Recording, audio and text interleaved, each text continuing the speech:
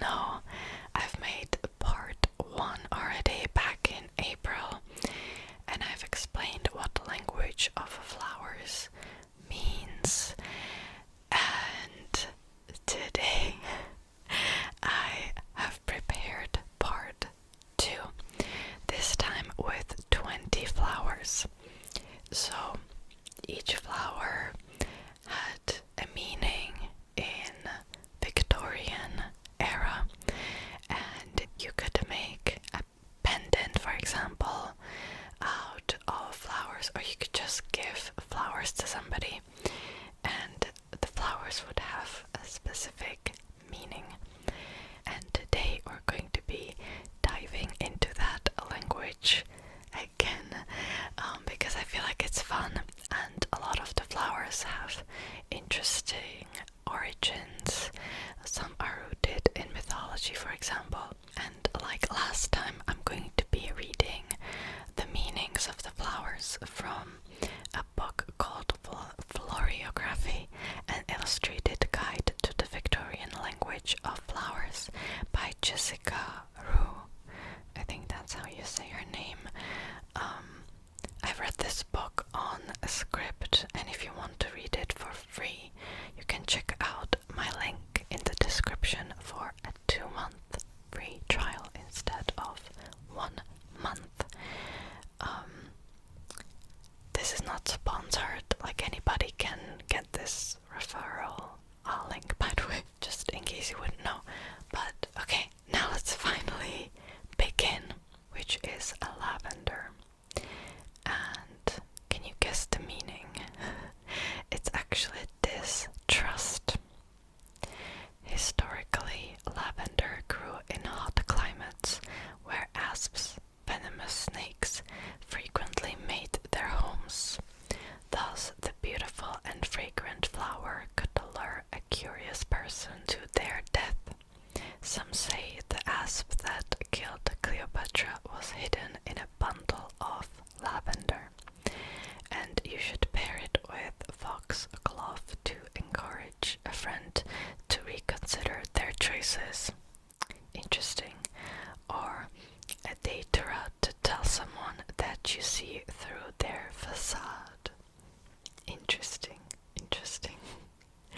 So I guess lavender is the flower you would give to like your fake friends as a parting gift.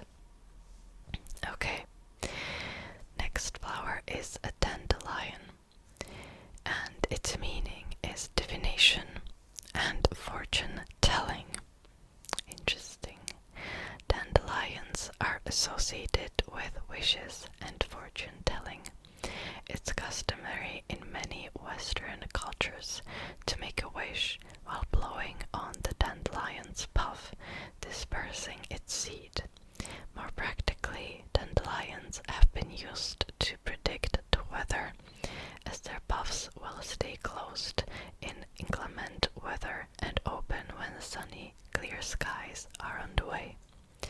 And you should pair it with ferns for a magical solstice celebration, and foxglove and holly to indicate the ability to solve future problems. That's interesting because I didn't know this was a thing. Maybe it's not a tradition in the Czech Republic where I live, where you could blow on the dandelions and make a wish. But it's a cute custom, I think. Alright, next up we have chamomile, and its meaning is energy in adversity. Chamomile's meaning may come from its many healing properties, which were first recognized in ancient Egypt. Brewed in tea, chamomile calms the nerves and promotes sleep, allowing the body and mind to rest and renew during times of stress. Chamomile is said to produce the healing energy and prolonged vigor needed to overcome adversity. And you should pair it with dogwood to show that your love will overcome all obstacles. rose, or rose to indicate the strength of your love during a difficult time. I definitely did not know that. I love chamomile tea so much. I don't drink it that often, but I like it. Alright, let's move on. Okay, next up we have marigold, and its meaning is grief. When clouds roll in or night falls, the marigold curls inward and lets its head droop. When it again opens in the sunlight, its petals, wet with dew, appear to be crying.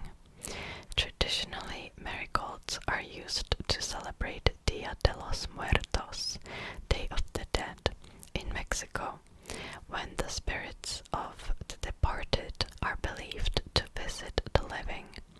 The celebration is rooted in the Aztec festival honoring Mictecatl,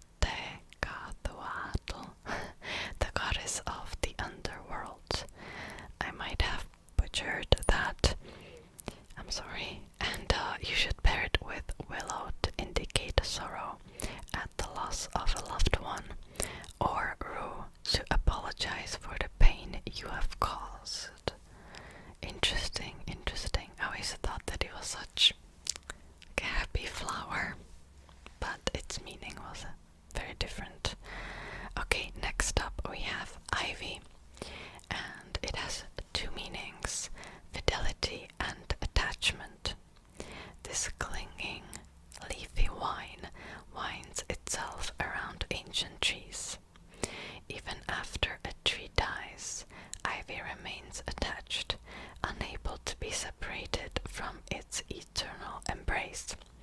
And you should pair it with Delilah to honor a long-lasting relationship, or hellebore to say that nothing will ever come between you and your partner. That's interesting. I did not know that. It kind of makes sense, doesn't it? Because once you have ivy anywhere, it's very difficult to get it off.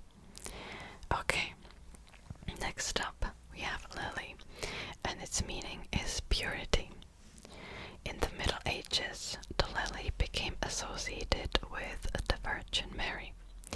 Paintings of the Annunciation, the announcement by the Archangel Gabriel to Mary that she would conceive and be the mother of Jesus, often depict Gabriel giving the Blessed Virgin a lily in honor of her purity. And you should pair it with orange blossom for a wedding anniversary, or sweet William to honor an act of pure generosity. Interesting, interesting. I don't know how I feel about that meaning, but let's just move on to Buttercup. And I really like this meaning because Buttercup's meaning is that you are radiant with charm. Buttercup's meaning may originate with a Victorian era childhood game. Children would hold a buttercup under their chin and check to see if a yellow reflection appeared on the skin. If the radiant glow appeared, then the bearer loved butter. And you should pair it with cowslip to show a newfound affection, or datura to show that you will not be fooled by charm. I love this story. I don't know if it's true, but it sounds super cool. Next up we have violet, and its meaning is modesty. The violet grows low to the ground with its head bowed, a picture of modesty. Originally the flower of Valentine's Day, it is said that Saint Valentine, while jailed for attempting to spread Christianity, crushed violets growing near his cell in order to make ink. One legend claims he used this ink to write a letter to his jailer's daughter, whom he had healed from blindness.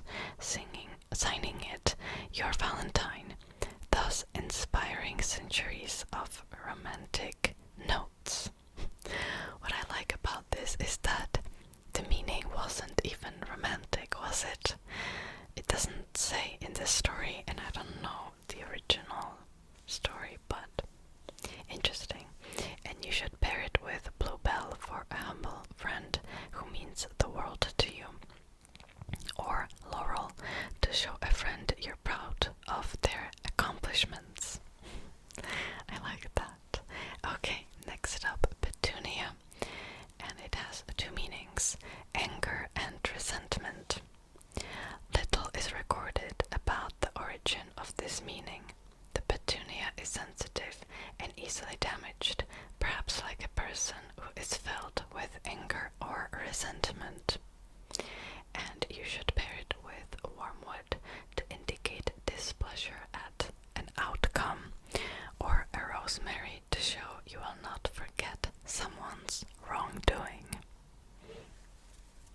Interesting, interesting. I know I say that with like every flower. Okay, lilac. Again, it has two meanings: first love and reminiscence. In Greek mythology, Pan, the god of the forests, was in love with Syringa, a nymph who feared his advances. To disguise herself, Syringa turned into a lilac bush. Pan, upon finding the shrub, cut its hollow reeds to form the pan flute, memorializing his first love. Victorian widows often wore lilac while in mourning over their late husband. Well, I'm not sure how I feel about this story. You should pair it with monk's hood to honor your first true love, tulip to declare being in love for the first time, or daisy and aster for the purity and innocence of one's first love. Alright, moving on to hyacinth, and its meaning is please forgive me. The hyacinth takes its name and meaning from Greek mythology. Hyacinthus, a beautiful young man, was beloved by Apollo. During a game of discus throwing, Apollo's discus was knocked from its course by a jealous Zephyrus, striking Hyacinthus and killing him. Hyacinth flowers were said to have grown from the blood that fell from his head wound as Apollo begged his forgiveness. These stories, oh my god. You should pair it with olive to ask for peace and forgiveness, or pansy to indicate your betrayal haunts you. Okay, we have Jasmine now, and it has two meanings: amiability and cheerfulness. Jasmine's light and lovely scent, along with its elegantly shaped blooms, perfectly convey amiability and cheerfulness.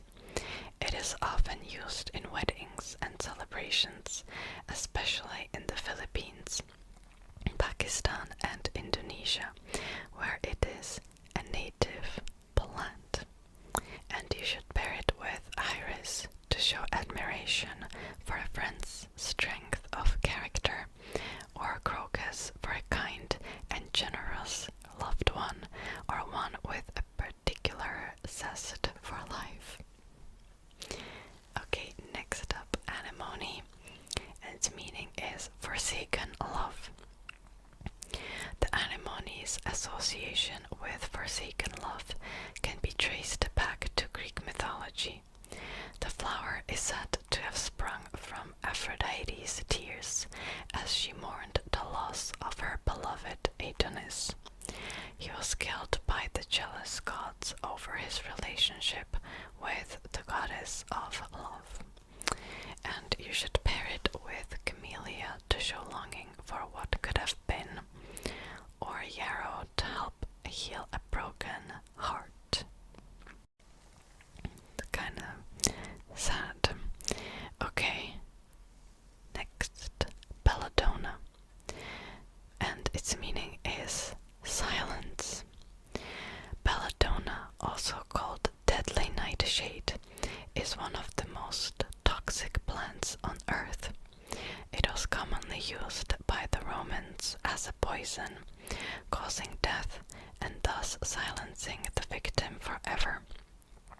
Additionally, the genus Atropa is named from the Greek goddess Atropos, the oldest of the three fates, who was known for cutting the thread of life, ending the lives of mortals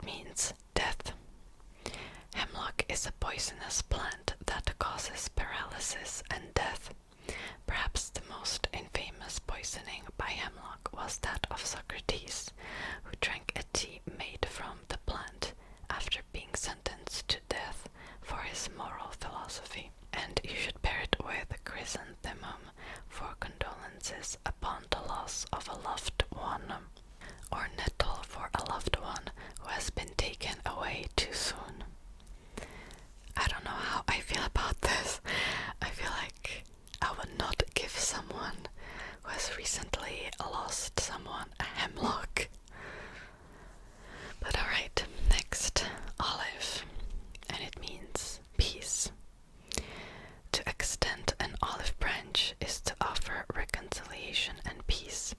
This phrase comes from the Old Testament story of Noah's Ark, in which Noah assembles an ark and fills it with pairs of animals before a great flood. After many days at sea, he sends a dove to search for land, and the dove returns with an olive branch in its beak, indicating land and peace are near.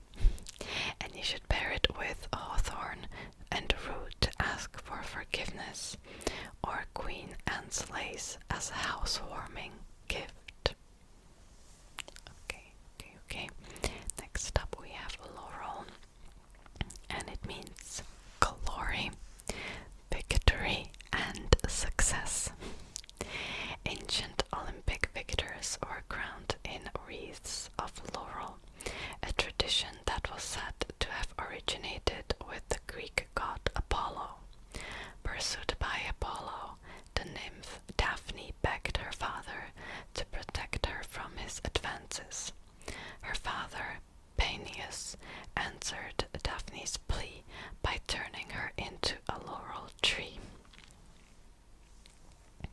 After seeing Apollo's sadness at her transformation, Daphne is said to have crowned him with her leaves. And you should pair it with oak and edelweiss to encourage bravery in new territory, or a chamomile for energy to overcome hardship.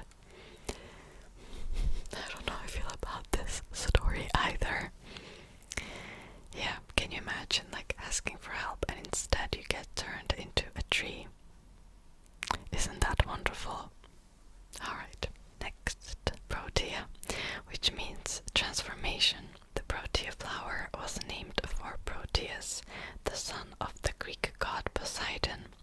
Like Proteus, who could change shape whenever he wanted, Protea is an extraordinarily diverse plant genus, able to take many different forms. And you should pair it with laurel to congratulate a friend on their life-altering achievement, or lily of the valley as a gift for someone recovering from an illness. Okay, we've got 2 flowers left. So, first up we have hellebore, and it means we shall overcome scandal and slander. Despite its reputation as a poisonous plant, hellebore has been used for medicinal purposes. In Greek myth, the healer Melampus is said to have cured madness by administering hellebore, and herbalists throughout ancient times and into the Middle Ages used hellebore to treat various ailments. The curious plant, which bloomed at the very end of winter, just before spring, was thought to have magical powers and was at times associated with witchcraft. And you should pair it with begonia to warn of future challenges, edelweiss for courage in the face of what's to come, or clover for hope and good luck. Alright, well, last but not least, we have mistletoe, since Christmas season is coming up soon, and it has meaning of surmounting all difficulties. In Norse mythology, the beloved god Balder was haunted by dreams of his impending death, so his devoted mother, Frigga, made everything in nature promise not to hurt him. Sadly, she overlooked the mistletoe plant. Loki, god of mischief, created an arrow from the plant and tricked Balder's brother into killing him with it. In her grief, Frigga begged the other gods to bring Balder back, which they did, proving he could surmount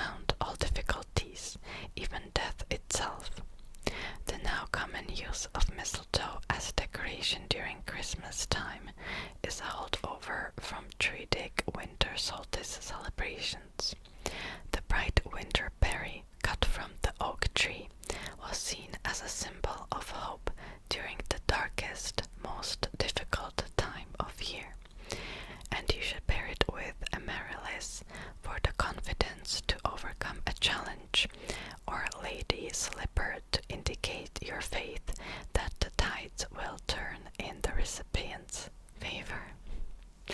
Interesting, interesting. If you want to know more about the history of Christmas, I've made a video last year. I'll put it up here somewhere if you want to learn more about the winter solstice celebrations. Alright, so that will be it